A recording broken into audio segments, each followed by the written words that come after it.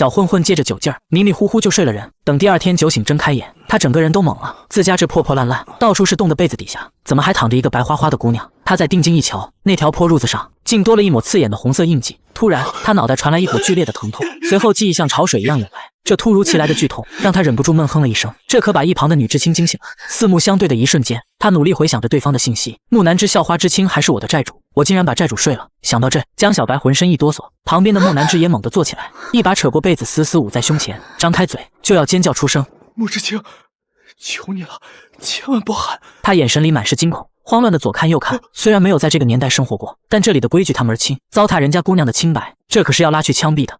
姑奶奶，我求你了，先别叫行不行？我保证不伤害你，这事儿我能解释。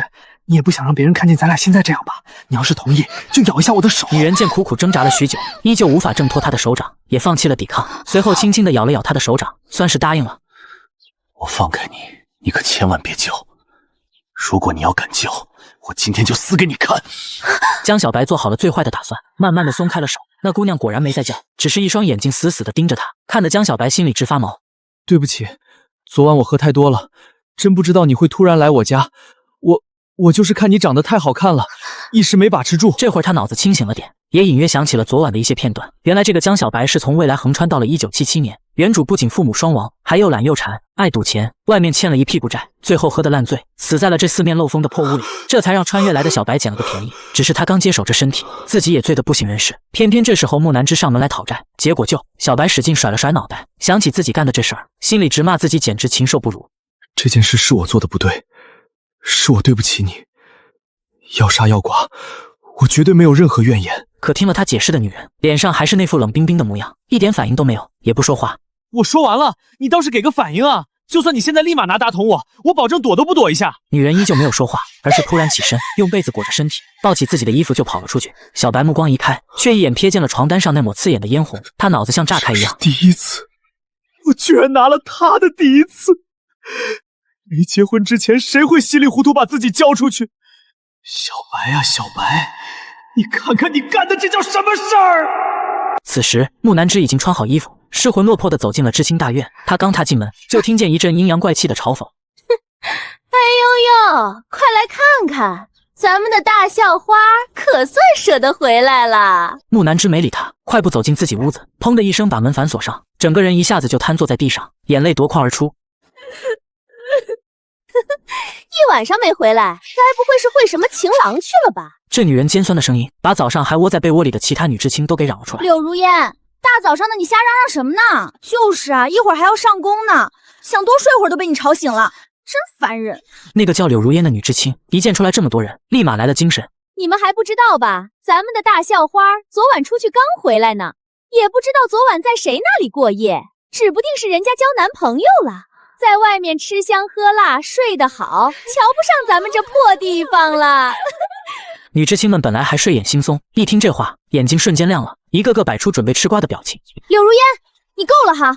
大家都是一个学校出来的，没必要闹这么僵。人家男一做什么也是人家的私事，你别没事整天盯着人家找茬。柳如烟被他这么一怼，也闭嘴了。随后，那个替木南之说话的女知青走到他门口，轻声冲里面问话：“南之，你小月。”他说的没错，我脏了。什么？南之，这到底是怎么回事？小月，对不起，我们下辈子再做好姐妹吧。外面的沈月心急如焚，而屋里的木南之已经颤抖着挂好了麻绳，他把脖子伸进绳套里，两行清泪顺着脸颊无声滑落，咣当一声，脚下的椅子被踢倒了。这声音把正趴在门缝上往里看的闺蜜沈月吓得魂飞魄散。不要啊！快来人啊！南玉寻短见了！远处的江小白听到了求救的声音。快，小白，快把门撞开！南玉他要在房间里面寻短见。江小白冲上去，一脚就把那扇木门给踹开了。他第一个冲进屋里，看见吊在房梁上的木南之，整个人瞬间像掉进了冰窟窿。他没有过多犹豫，迅速地抓着木南之的双腿，猛地往上一拖，这才把人给救了下来。他紧紧地将他抱在怀里，木南之只觉得呼吸有些困难，眼神迷离地看着他，又看了周围的一群女知青，眼泪一下子就涌了出来。你滚！你这个混蛋！你磕我磕的还不够惨吗？让我去死！他拼命挣扎，想要从小白怀里挣脱出来，可小白却把他抱得更紧。要死也是我死，做错事的是我，又不是你，你死个什么劲儿？周围的女知青们一个个眼睛瞪得溜圆，这情形谁还看不出来是怎么回事？就在这时，外面又传来一阵喧哗，村长来了，人群自动让开一条道。一个身形枯瘦但眼神锐利的老人带着几个人走了进来。怎么回事？看着被众人拥护在身前的村长林德明，小白前身的记忆涌现。这个林德明是村长，还是德高望重的老兵。村长，这件事是我犯的错，但是这里人太多了，不方便说，去村委会吧，我会解释清楚，也会给他一个交代。林德明皱了皱眉，又看了看倚在他怀中的木南枝。你们跟我来。随后，小白抱着木南枝跟在了村长身后。放开我，放我下来！你这样子也走不了2步，别管别人怎么说，一会儿我一定给你个交代。只要你别再寻死，我什么都答应你，你要我死都行。木南枝只是个刚毕业的学生，哪听过这么直白又滚烫的话，从耳根子红到了脸颊，整个人无比的羞涩。院子里还站着一大群看热闹的吃瓜群众，他根本不敢看四周的目光，只能把整个脑袋都埋进小白怀里。就这样来到了村委会。小子，说说吧，到底是怎么回事？三爷，昨天我喝醉酒，恰好穆知青去我家要账，结果我酒劲上来就……小白把自己昨晚喝醉酒干下的混事儿一五一十全交代了出来。木南枝站在他的身旁，整个人恨不得找条地缝钻进去。你这个混账东西！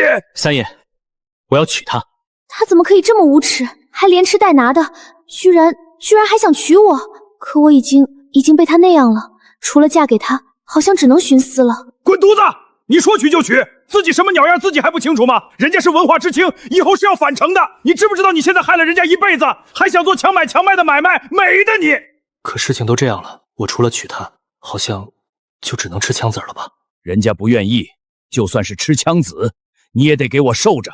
老村长沉默了好一会儿，转头看向一旁默默流泪的木南枝。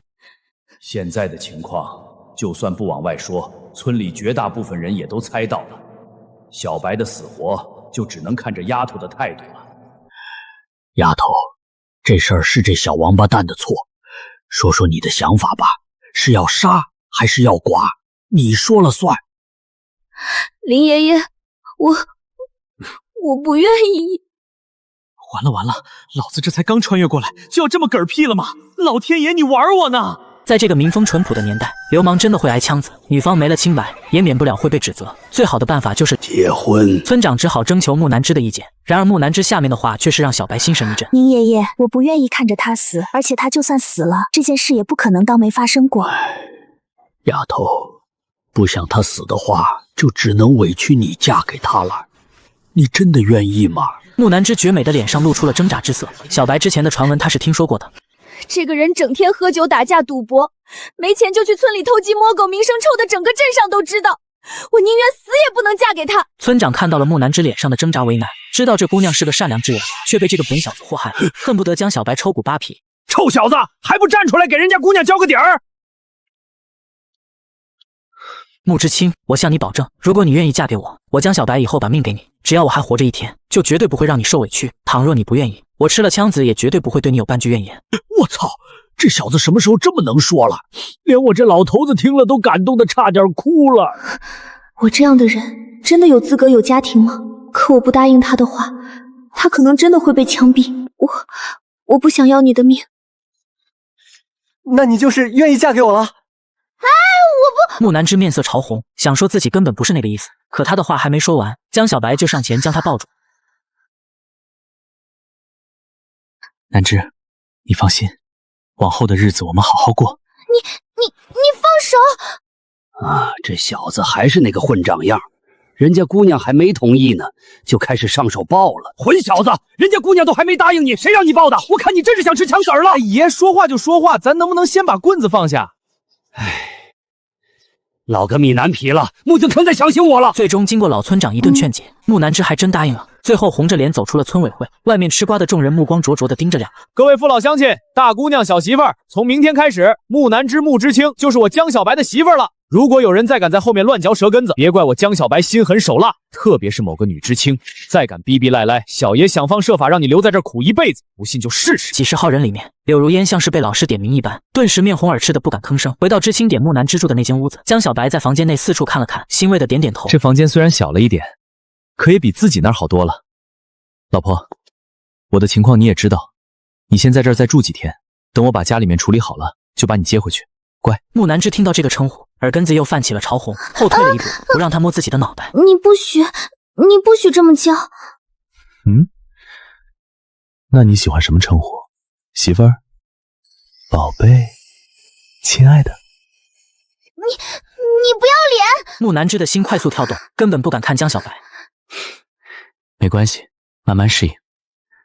最迟1个星期，我来接你回家。江小白接下来的首要目标就是搞钱，然后风风光光的把木南枝接回去。江小白，你可不可以答应我一件事？正当江小白愣神之际，傻瓜，你可以直接命令我的，不需要跟我商量。那你以后不许出去鬼混，更不许出去赌博。我们好好过日子行吗？我想跟你好好过日子。听到这话的一瞬间，江小白心里五味杂陈。他清楚这句话的分量，在这个年代，女孩子主动这样说，那便是将身心都许给了你。南芷，你放心，往后的日子我们好好过。木南枝得到想要的答案，清冷的眸子闪过难以察觉的喜悦。江小白见状，又向前揉了揉他的脑袋。正当两人如同热恋中的情侣你侬我侬之时，门外忽然响起了一道不和谐的声音，说话之人正是木南枝的好友沈月。哎呀，我忘了，小月还在担心我呢。南枝，你没事吧？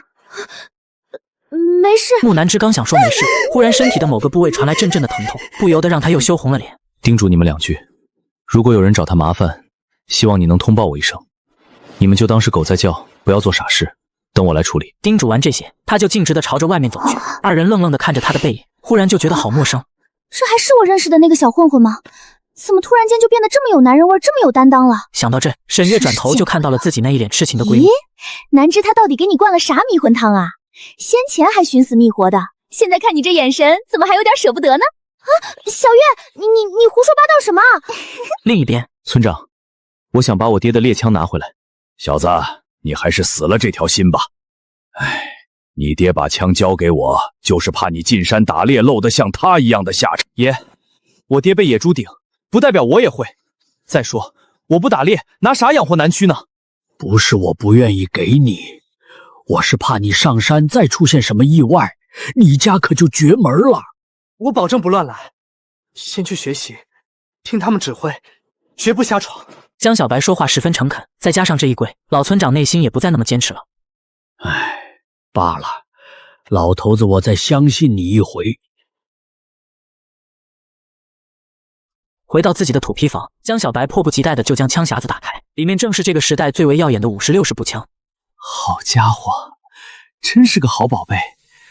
这枪显然没用过多久，跟新的没啥区别，真是捡到宝了。有了这把枪，小爷有把握70米以内拿下一头熊。枪匣子不仅有枪，还有3摞黄油纸包裹着的7.62子弹，外带一个备用的弹夹。枪有了，子弹也足够，还等什么？开射！突然，外面响起了敲门声，江小白皱了一下眉头，下意识地将枪支藏到床底。谁？是我。门外传来了一声清脆而又糯糯的声音，正是小白未过门的妻子木南枝。乖，你怎么来了？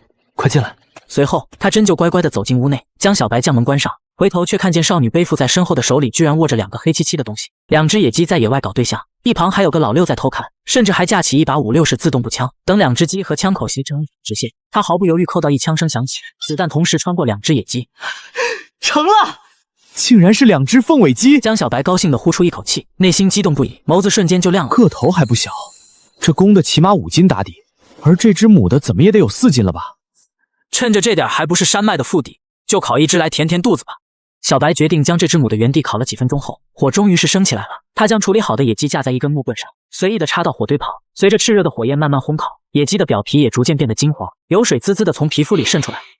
香。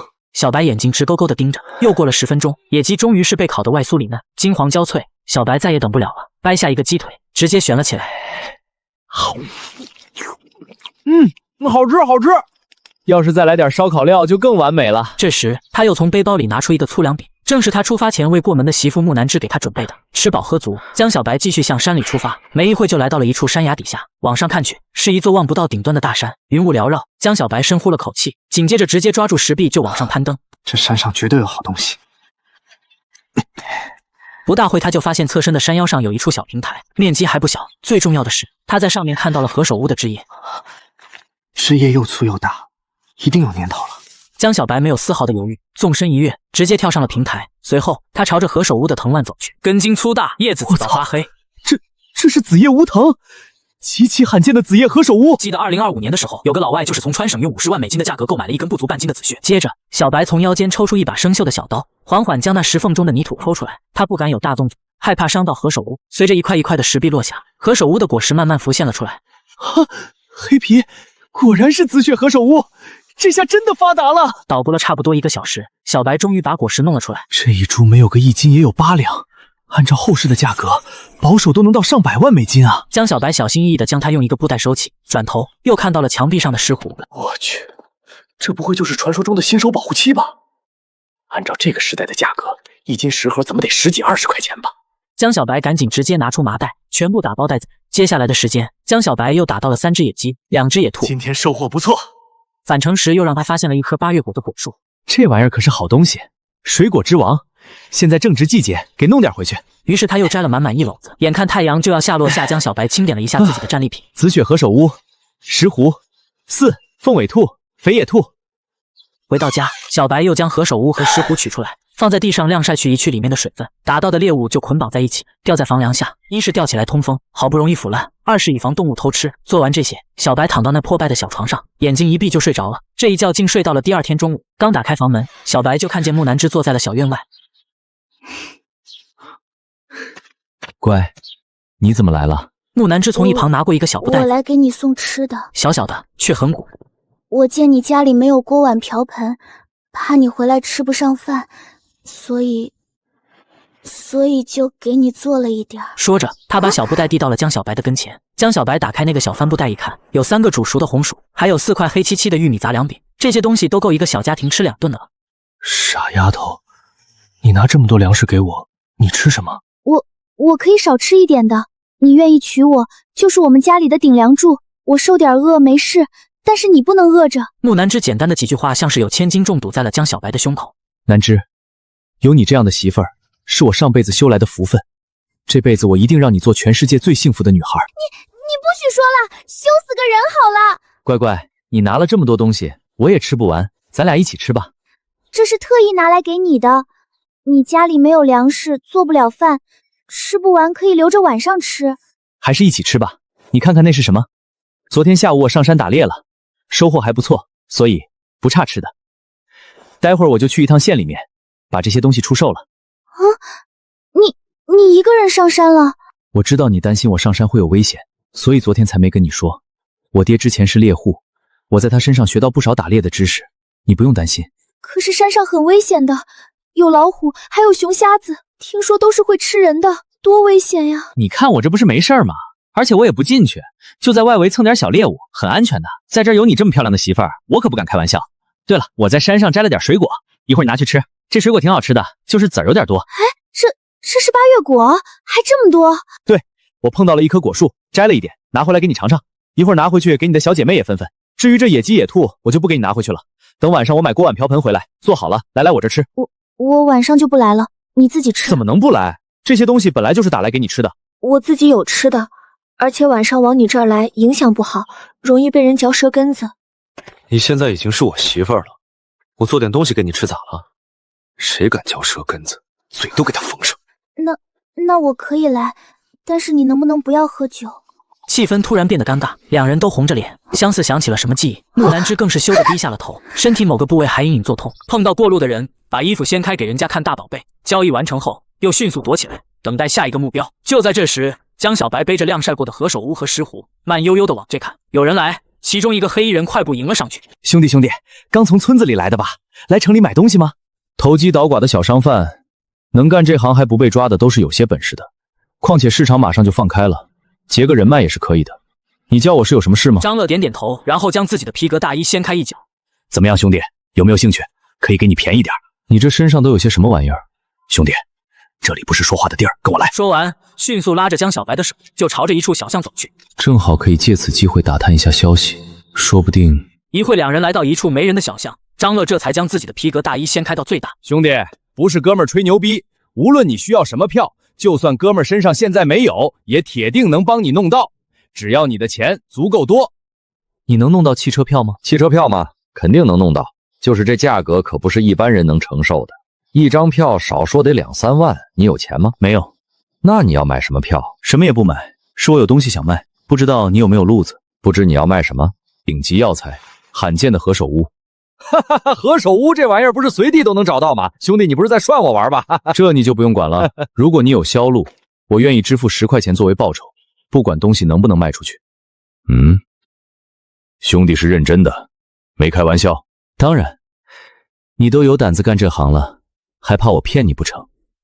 张乐想了想，没什么风险，也不怕他反悔。10块钱可是一笔不小的收入，当即就带着江小白来到了一处破旧的小楼，门口还有2个手拿武器的小混混。我们是来找龙爷的，懂规矩吗？见龙爷不能持锐器。将麻袋放到一旁，张开双臂让他们检查。2人也不墨迹，在他身上上下摸索了一番，没发现什么异样。可以了，进去吧。在外面看似破败的青砖房，没想到里头这么精致。二爷，大公子。原来是小乐，什么风把你给吹来了？二爷大公子，这位兄弟身上有好东西，想让龙爷看看。小兄弟，我大哥在楼上和别人谈生意，不知你带来的是什么东西，可否让我们先过过眼？没问题。我操，这是何首乌！二爷慧眼，这怎么是黑皮的呀？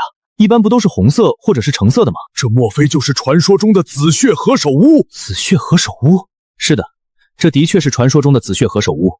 真没想到啊，原以为这只是书上的东西，没想到咱们这地界上还真有。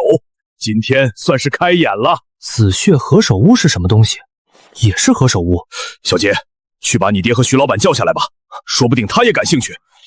片刻过后，大公子领着龙爷和一位西装革履的中年男人快步走了下来。紫血何首伊在哪儿呢？在这儿呢，徐老板您请。徐老板顾不得在场的人，整个目光都被桌面上那黑漆漆的紫血何首乌所吸引。接着他又小心翼翼地拿起来闻了闻。我要了，何首乌真是真的紫血何首乌，小兄弟可否将它卖给我，请开价？这东西可遇而不可求，还真不好估价。3间小兄弟觉得怎么样？成交。好，好，好。既然徐老板喜欢，那我就自作主张将这东西买下来送给你。不，龙爷，这怎么能让你破费呢？你就别拒绝了，又没多少钱，只希望以后能与你多多合作。那就多谢龙爷了，以后我徐氏药业分布在镇云省，全都仰仗您了。哪里，应该是我感谢您给我这个机会。咱们上楼聊吧，剩下的事让他们处理就好。上楼后，徐老板依旧对手里的宝贝爱不释手。没想到这一趟来得这么值，不仅生意谈成了，还得到一株堪比人生的紫血何首乌。龙爷，认出制株药材的那位小兄弟可不一般呐。他要么出生于中医世家，要么就见多识广，绝对是个人才。说不定他对药材的认知能力能帮助到你。和徐老板合作的话，的确需要找一个对药材有高度认知的人来帮忙。毕竟2家合作的是药业行业，倘若对中药没有一定的认知能力，这合作多半也进行不下去。徐老板放心，我知道分寸，那咱们就签合同吧。楼下二爷和大公子见江小白给他们带来了这么大的助力，心中也十分高兴。小白兄弟，今天的合作还真是多亏了你，简直是我们沈家的福星。这是3000块，你点点。江小白接过钱没有数，直接放进了口袋。大公子说笑了，我就一个毛头小子而已，哪有什么资格成为沈家的福星？这外地来的徐老板和沈家合作的是药材行业，有了刚才的小插曲，那以后只要找到药材，看来可以直接通过沈家出售，以后的药材就不愁卖不出去了。这兄弟态度谦卑，那么一大叠到了手上，却只是默默地将钱收起，点都没点一下，以后一定是一个成大事的人，值得深交。兄弟，钱财不可外露，外面可是有不少不安分的人。一会儿你同我们一起吃个饭，吃完饭我让人送你回家。多谢大公子的好意，这一趟进城除了卖东西，还有不少东西要买，就不用麻烦了。对了，我这袋子里还装着10来斤石斛，不知道大公子有没有兴趣？只要是药材，我沈家都收。兄弟，这也是好东西啊，这些石斛我都要了。我估摸着这小半袋有个10来20斤的模样，我算你20斤，1斤8块，怎么样？那就谢谢大公子了。不过这小半袋也最多就15斤。好，供销社收购价才3、4块，沈杰却给我8块，看来是想结交我。这个朋友值得交。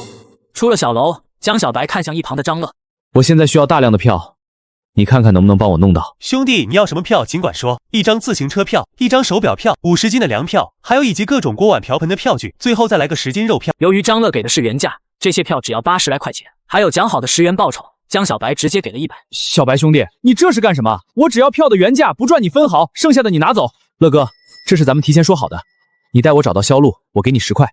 如今我东西卖出去了，自然是要给你报酬的。毕竟做哪一行的都是为了赚点钱养家糊口，你说是吧？兄弟义气，以后需要啥票直接找哥哥拿。江小白点点头，然后进了供销社。你好，我买点东西，这里有售货员吗？喊什么喊？买东西不会自己看吗？你这是什么态度？国家给你们铁饭碗，你们就是这么对待的？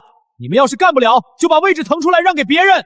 呵呵，你一个乡下来的穷小子，有什么资格在这里指责？对，我们就这个态度，爱买不买。再说了，看你这副穷酸样，你买得起吗？自行车票、手表票，这怎么可能？一个乡巴佬哪里来的这些东西？该不是偷来的吧？偷！你个臭娘们儿，把嘴巴放干净点！你们这些吃公粮的售货员还真是有本事哈！不仅敢给衣食父母甩脸色，还学会污蔑人了。今天你们要是不把话给我说清楚，我就去工商局告你！装什么大尾巴狼？就你还认识我们社长？吓唬谁呢？吓唬你？你也配？李社长是龙爷一手提拔起来的人，开除个人还不是几句话的事儿。我刚才在外面就听到嚷嚷，你叫李金花是吧？你放心，明天你要是还能在这儿上班，我张乐跟你姓。另外2个人看张乐的口气如此之大，一瞬间就萎了。他们可不想换工作。对，刚才的事儿都是这个李金花挑起来的，不关我们的事儿。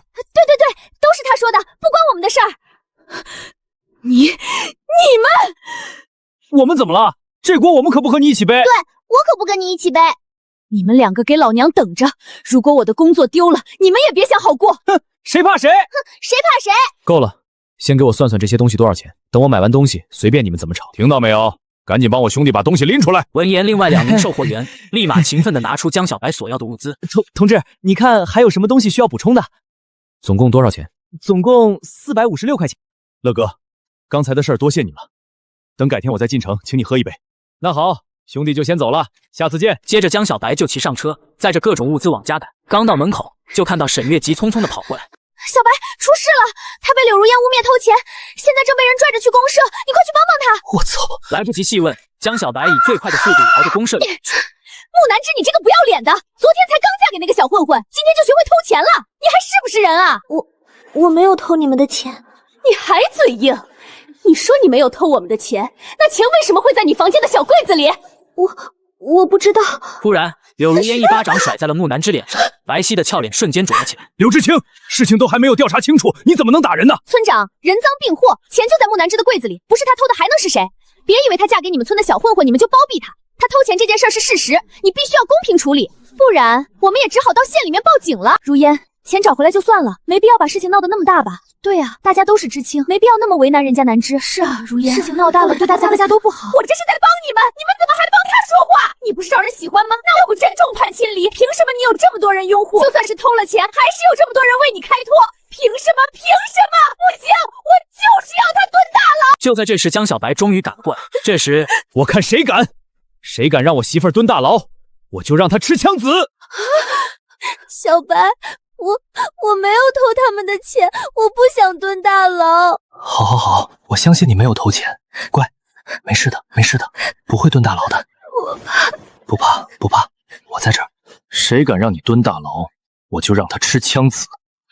江小白看到了木兰枝脸上的巴掌印，瞬间怒气翻涌。谁打的？周围瞬间安静，动手打人的柳如烟吓出了一身汗毛，哆哆嗦嗦的不敢说话。江小白一眼就明白过来，面如寒霜的朝柳如烟走了过去，吓得站在他身前的一众女知青连连吼。柳如烟更是扑通一声气得跌在地上。江小白直接出去就是一阵拳打脚踢。江小白刚准备继续，混小子，赶紧停手！再这么打下去，你就要把他打死了。他死我赔他一条命就是。你死我不拦着，你媳妇儿怎么办？人家跟着你还不足3天，你就让人家守活寡吗？是啊，我现在已经不是一个人了。为了这么个臭女人，毁了自己的整个家庭，确实不值得。这就对了，你已经不是之前的小混混了，有了媳妇儿，得为自己的家庭想想，别再做傻事了。现在来说说偷钱的事吧。村长来到一众女知青身前，挨个的询问一遍，他们的言辞都一样。几人原本是在地里干活的，可柳如烟突然回到自己的房间里说钱不见了，还让他们查看。他们自己藏钱的一看，果然钱都不见了。气死我了！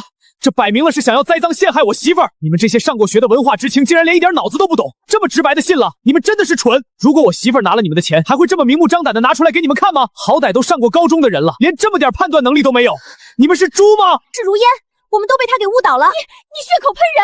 就是你一口咬定南枝偷我们的钱，还让我们帮你抓他到合作社里来。对，你还误导我们，让我们以为真是南枝偷的。你就是想借我们的手栽赃给南枝，你太坏了！就是你平时自己嫉妒南枝就算了，你还算计伤了我们！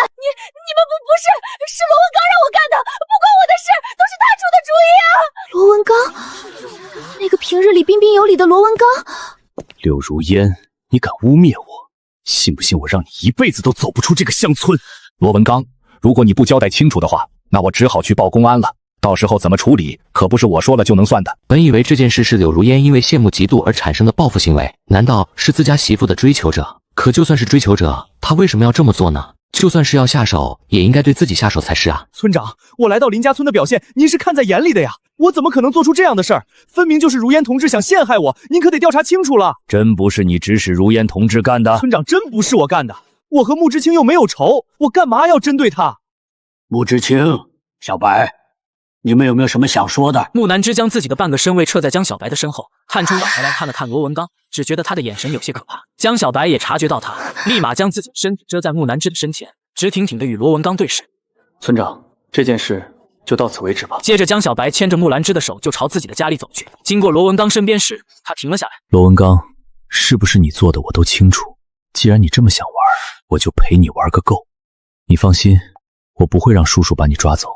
我会用我的方式弄死你。江小白，你到底是真傻还是假傻呀？就柳如烟那个脑子，能想出这么恶毒的计策，这件事一看就是那个罗文里暗中指使他干的。南芝受了这么大的委屈，还挨了一巴掌，你就这么放过他？你到底还是不是个男人？沈知清，我是不是男人？你可以问问南芝。另外，刚才的情况，就算是和他硬说到底又怎么样？没有其他证据。如果罗文里一口咬定不是他干的，帽子叔叔也没办法。还有，我可不是圣人，他竟然敢对我媳妇下手，就要做好生不如死的准备。你们知道他是哪个省来的吗？有没有详细地址？小白，这件事就算了吧，我受点委屈没事。况且今天你也打了柳如烟，如果闹得太大，你也会受到牵连的。没事的，我有分寸。你们也饿了吧？我今天进城买了不少东西，正好可以做顿好的给你们补补。接着，江小白从房梁上拿下一只野鸡，提着那一大块五花肉，还有各种各样买来的香料，走向虎巢。南芝，我不知道。这是你男人，你咋能不知道呢？小月，我不理你了。我看得出来，他是真的把你放在心尖尖上的，而且他对你是真的好。你看他为了你，连柳如烟都敢打，这说明他是真的在乎你。小月，我没事的。小白说他不会骗我的。没一会饭就做好了，弥漫的香气让沈月不由得吞了吞口水。小白，没想到你还会做饭，这五花肉炒的比国营饭大厨的还香。行了，坐下吃吧。慢点吃，不然晚上肚子会不舒服的。真好。吃完饭，江小白把两人送回了知青小院。你这娃子咋能这么胡来呢？山里多危险呀！爷，家里都穷得揭不开锅了，我上山弄点吃的。你放心，我就是在边上，不往里去。哎，你家里没吃的可以找我们要啊！你这毛毛躁躁的性格，上山碰到危险可咋办啊？爷，您就别担心了，我这人高马大的，不进内山不会有什么大事的。再说了，你们能给我1顿10顿，还能养我一辈子不成？我以前是混蛋了点，可是我现在醒悟了，自从穆知青跟了我，总不能让人家饿着。你这毛小子，人变好了，性子倒是越来越像你爹了，啥事都不愿意麻烦别人。这野鸡野兔你也拿回去，自己日子都过得这么艰难了，还和你爷搞这一套。爷，这点玩意儿您就留下吃吧，不然我都不好意思跟您说个事儿了。黄鼠狼给鸡拜年，我就知道你小子没安好心。说吧，又惹什么麻烦了？三爷，您放心吧，这次我没惹麻烦，就是想让你给我划块地，我想建个新房。划地建房？你家那土坯王不是还能住吗？怎么想着建新房了？能住是能住，可三爷你别忘了，我现在是个有媳妇儿的人了，总不能还让人家跟我住那个四处漏风的狗窝吧？这还像个人话？划地的事儿没问题，可你拿什么建房？爷，您只需要负责划地就行了，其他的事儿就交给我吧。白小子，你可不能像以前一样了，那些不好的坏习惯都戒了。建房的事，三爷会给你想办法，你可别干违法乱纪的事儿。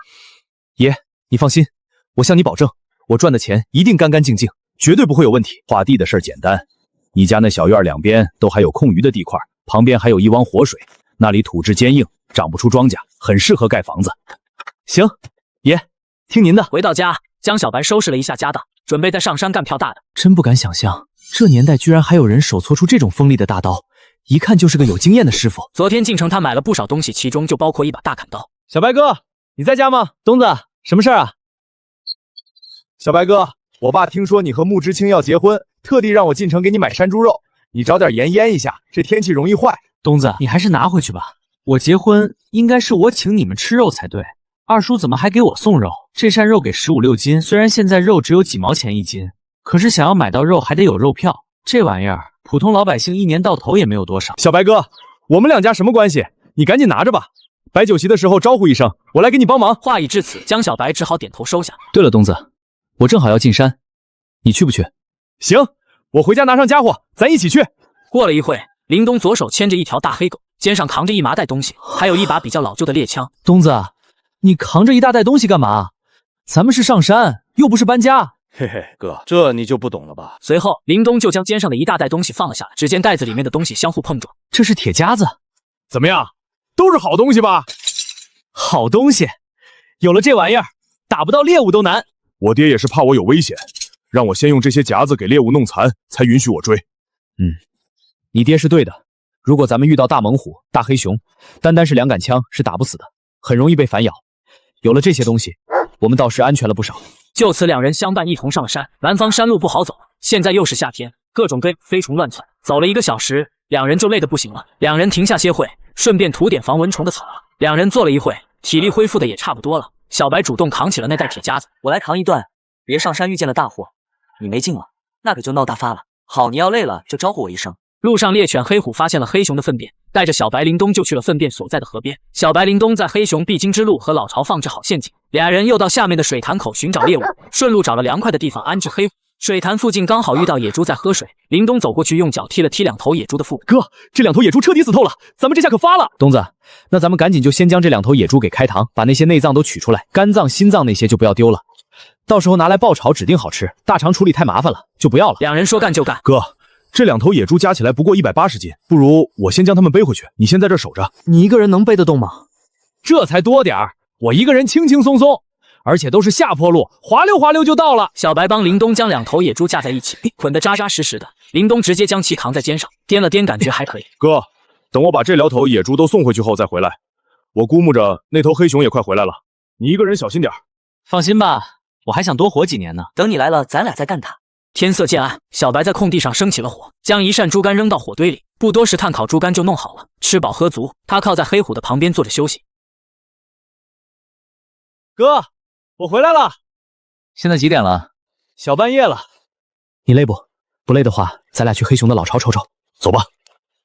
两人靠近巢穴后放慢了速度。哥，这地方被踩踏过，那家伙很可能就在窝里。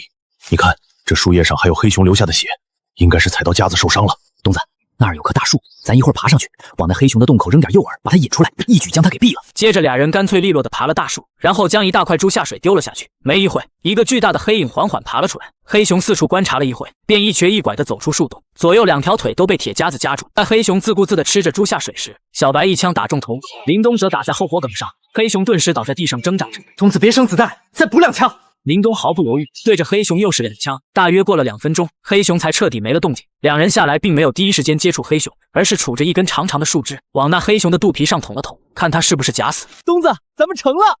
哥，这黑熊少说得700斤吧，居然真被咱们给干死了。接下来又是两人的一顿忙活，小心翼翼地从熊的身上取出熊胆。我的个乖乖，这熊胆怎么那么大？得有个小半斤了吧？应该大差不差，别光瞅着了，这玩意儿可宝贝着呢。赶紧装起来！将熊胆放好后，两人又继续对这头黑熊解剖，把值钱的都掏了出来。行了，东子，这黑熊被咱们掏的差不多了，赶紧回村里面叫人过来搬吧。好嘞，爹快出来！你儿我今天牛逼大了！吵吵什么？整天咋咋呼呼的，都说了要做一个合格的猎人，必须要沉得住气。爹，我和白哥2个人在山里面看见大黑熊了。昨天晚上我们下的套子，今天把那头熊引出来毙了。啥玩意儿？你是不是拿你爹我寻开心的？真的爹，撒谎儿子的！你赶紧给我招了几个人一起上山。林东刚说完，就看见自己老爹已经跑了出去。2个小时后，众人拖着一头大黑熊回到了村里，村口已经围满了人。来了，他们回来了！南枝，现在江小白安全的回来了，你就不要担心了。接着，他们把一块块熊肉摆在村口大石块上。村长林德友看向江小白和林东：小白、小东，这黑熊是你们打到的，怎么处理你们说了算。您按照规矩来就行了，大家乡里乡亲的，多分点吧。这还像个人话？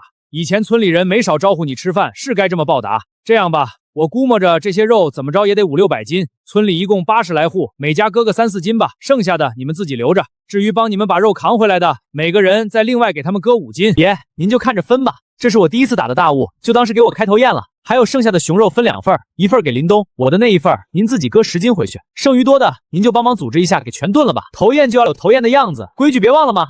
这儿的事儿就交给您了。哎，你这臭小子，性子跟你爹一样。接着，江小白就拉着木南枝的手往家走。房子虽然还是破破烂烂的，可里面却被摆放得很是整齐，显然是木南枝整理的。有媳妇儿真好。谁是你媳妇儿？不要脸！明天去村长那儿，咱们俩把结婚证给领了吧。木南枝心中十分羞涩，可他还是对着江小白点了点拿去吧头。江小白笑嘻嘻地接过那2个小本，翻开一看，就差2人签字。可以啊，老爷子，还是县政府盖章，挺权威啊。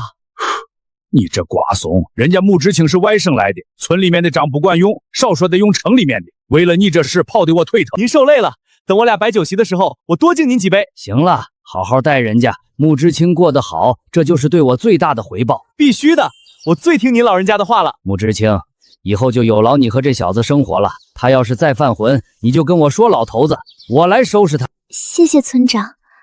还叫啥村长啊？叫三爷爷。三爷爷，哎，多好的一女娃子，便宜你这臭小子了。2人领完证就去知青小院拿了行李，回到家木南枝整理屋子，江小白则是拿着从黑熊身上割下来的东西，找到了林东。那些野猪肉你们吃多少留多少，剩下的都拿去卖了，换点钱买点别的东西。对了，你去把二狗也叫过来。白哥，你和东子真厉害，连黑熊、野猪都能打得到。林二狗也是江小白从小玩到大的伙伴，还为他打过一刀。昨天进了趟城，早上回来才听说了2人的事迹，心里羡慕的不行。这都是小事儿，以后我俩上山打猎，你也跟着。好，我虽然打猎不行，可是有把子力气，可以帮你们搬猎物。江小白点点头，来到自己那头野猪前，拿刀割下2条后腿，一只递给了林二狗。这条后腿你拿回家吃。哥，你这是干嘛？我不要。还拿不拿我当兄弟？我这条命都是你救的，一条后腿怎么了？说完，不管林二狗愿不愿意，直接塞到了他怀里。你先把猪腿拿回去，我和东子把肉分割一下，一会儿你骑车帮我们一起拿城里去卖掉。行。林二狗走后，接着江小白带着林东把猪肉分成块大肉条。等林二狗回来，3人来到了青石街，依旧是熟悉的小巷，站岗的依旧是那2个人。林兄弟，快来坐。大少爷客气了。什么大少爷？叫杰哥。杰哥，这就对了，咱俩兄弟之间用不着那么陌生。这2位兄弟是昨天上了趟山，弄了一头野猪和黑瞎子，不知道杰哥这里收不收？黑瞎子？对，兄弟，哥哥是越来越看不透你了，连黑瞎子你都弄死了，你还是人吗？运气好而已。不过熊肉昨天已经分完了，只留了一点拿给杰哥你尝尝，就不出售了。至于野猪肉的话，还剩个100-10来斤，你看着给价吧。兄弟，你太客气了，你放心，无论以后你弄到什么东西，哥保证给你销售出去，而且是最好的价格。那就谢谢杰哥了。对了，那熊身上还有4只熊掌和1颗熊蛋，兄弟摘下来了吗？那可是熊身上最值钱的宝贝。他最想要的其实不是什么熊肉、猪肉，而是那熊胆和熊掌。真正值钱的就这2样东西。接着小白拿出一个小袋子，里面装的熊胆和熊掌。这熊胆和熊掌都是我单独拿出来保存的。杰哥，你看看能给到什么价？里面无论是熊掌还是熊胆，都是一流的。这也从侧面能看得出，这头熊绝对不一般，少说得600-700斤。这熊掌和熊胆的品质非常好。这样吧，这4只熊掌800块，至于熊胆的话1500，兄弟觉得怎么样？听到4只熊掌能卖800块，1颗熊胆能卖1500块，一旁的林东、林二狗都惊了，2人感觉自己在做梦。杰哥，就按你的价来。和兄弟你做生意就是爽快。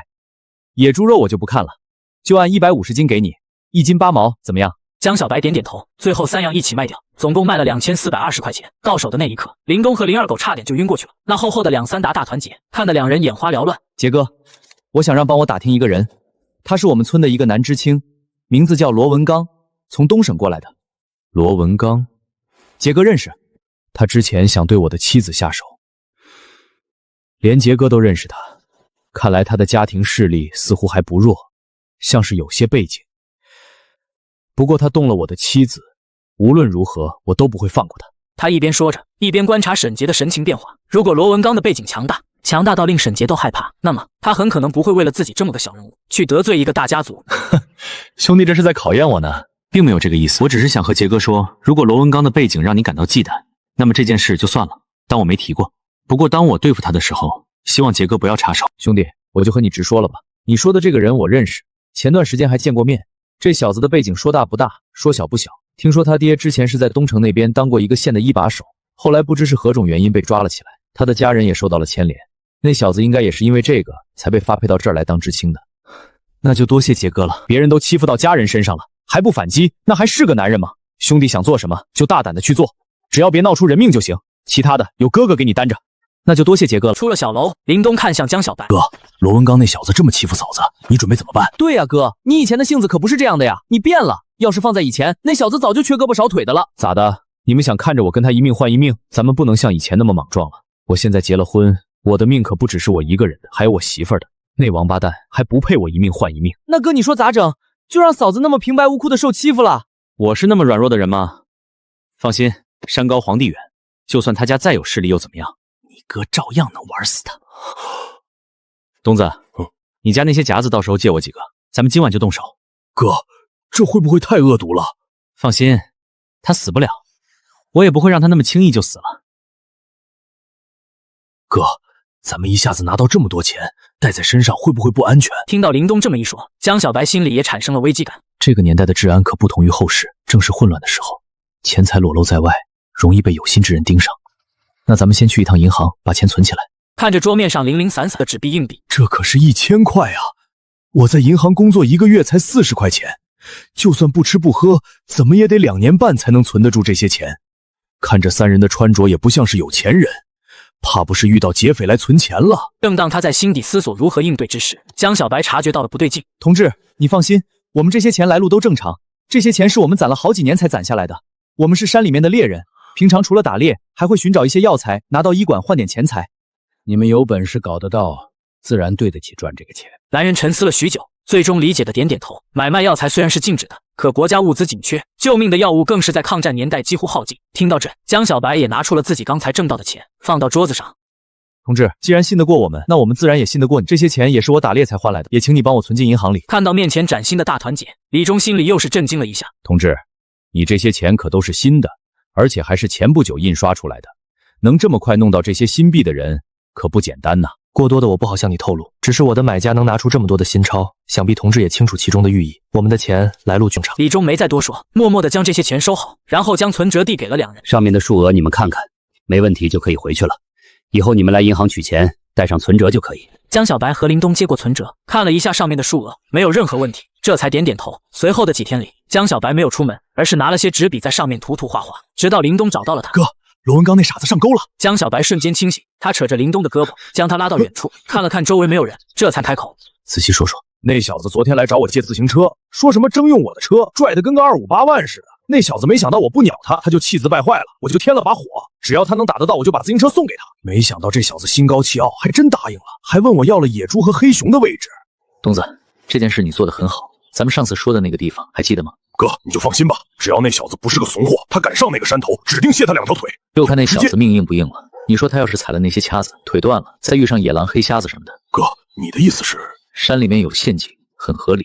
同样的，有野兽也很合理。第二天，村中传来了噩耗，罗文刚带着3个男知青上打猎，遇到了狼群。逃跑的路上，罗文刚和另外一个男知青踩了别人部下的捕兽夹，被狼啃得不成样子，认都认不出来。林家村村头2副被狼啃得不成样子的尸体，被4个大汉抬了回来。村长，这也太惨了，被狼啃的没一处是完整的。这几个知青是咋想的？手里连真枪都没有，就敢上山打猎，这不胡闹吗？谁说不是呢？还非得进那深山老林里，那里有10里8村的猎人埋下的铁夹子。你看这俩的腿断得不成样子了，这可咋整啊？都别吵了，安静点，我已经通知县里的领导了，等他们来再说吧。林德明看着2具尸体，满脸踌躇。没一会县里就来人了，还是坐着轿车过来的。从车上走下来3个人，他们都穿着中山装，为首的老人满脸沉重。村长领着他们来到2具尸体旁。吴局长3人看到这一惨烈状况，顿时眉头紧锁。吴局长，是我这个村长的失职了。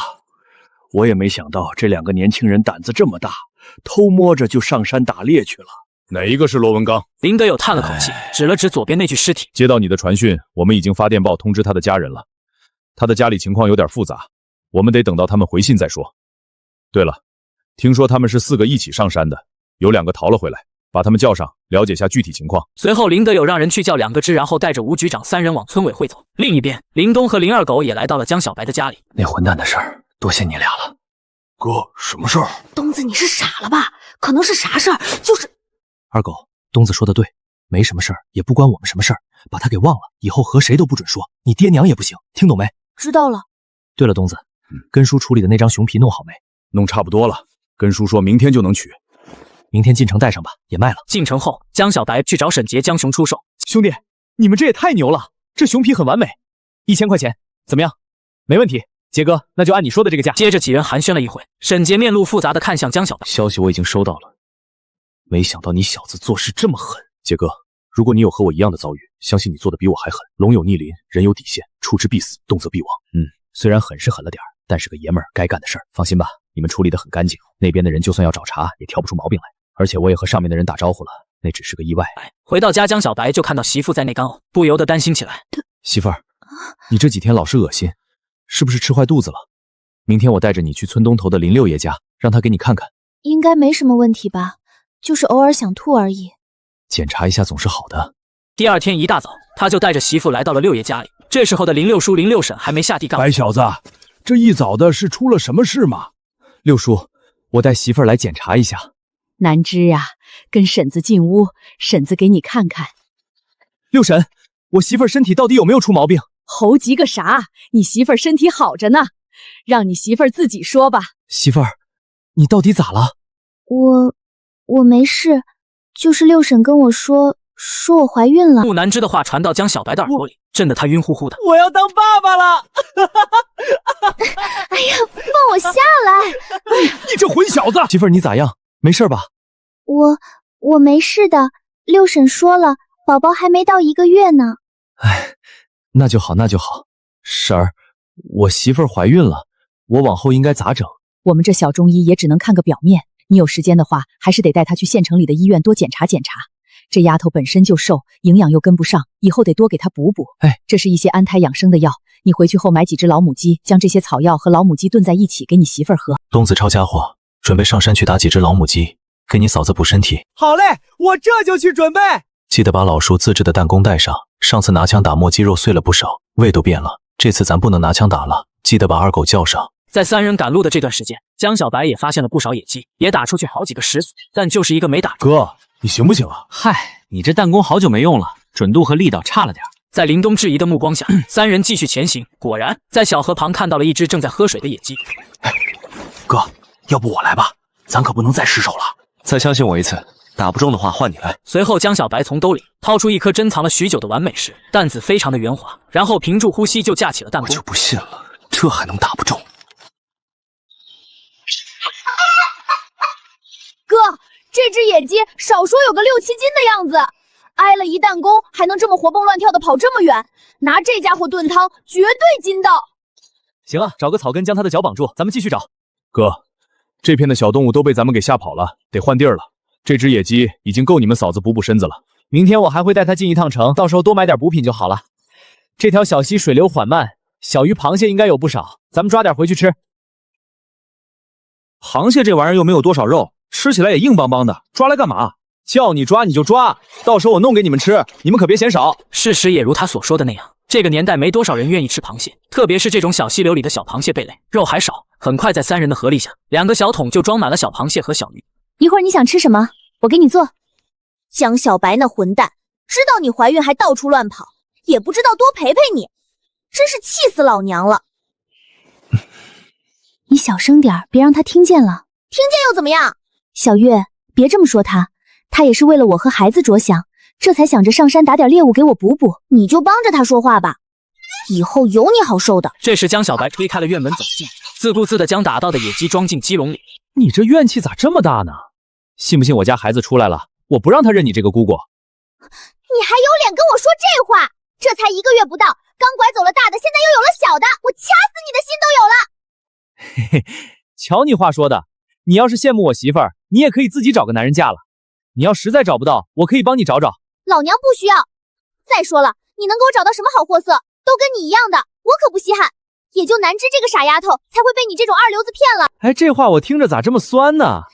你谁酸了？两人争吵之时，木南芝从屋里走了出来。小月，他上山累了1天了，你就让让他嘛。你这死丫头也变坏了，就知道向着你男人，一点都不知道向着我。对不起嘛，小月，一会儿让江小白做好吃的给你补偿补偿。对，沈月一听到有好吃的，心情这才好了一些。这还差不多，看在有好吃的份上，今天我就暂时先原谅你俩。哼。随后，小白赶紧将两人的饭菜做好，摆好上桌后，看着他们吃，他才走出家门，朝着村委会走去。爷，你咋还没睡呢？你怎么又来了？爷，你啥意思啊？我怎么就不能来了？哎，你小子一来准没好事。爷，我要和你说的绝对是好事，不骗你。你觉得老头子我会信你这话？爷，这次真是好事，我媳妇儿怀孕了。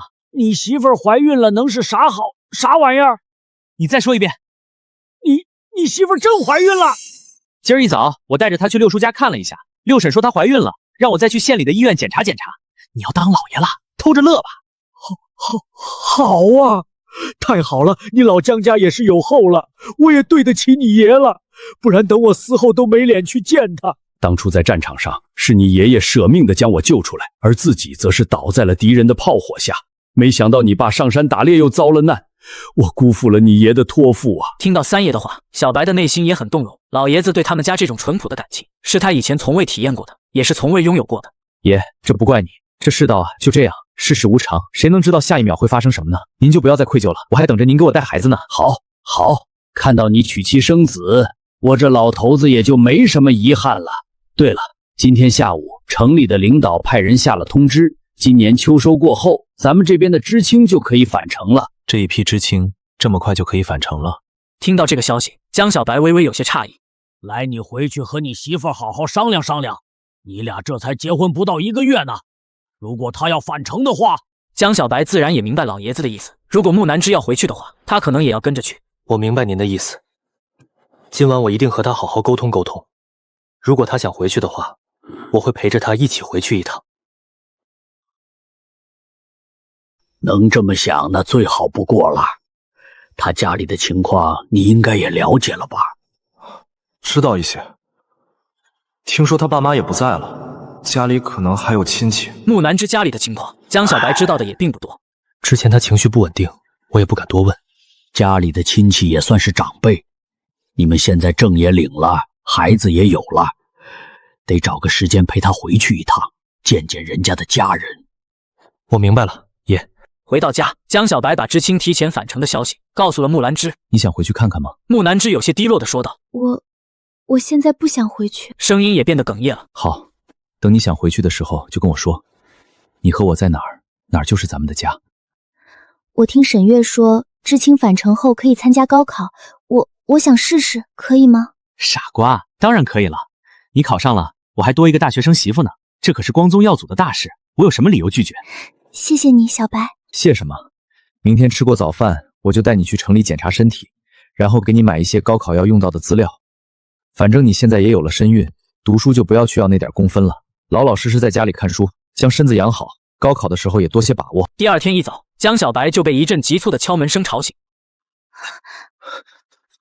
出什么事了？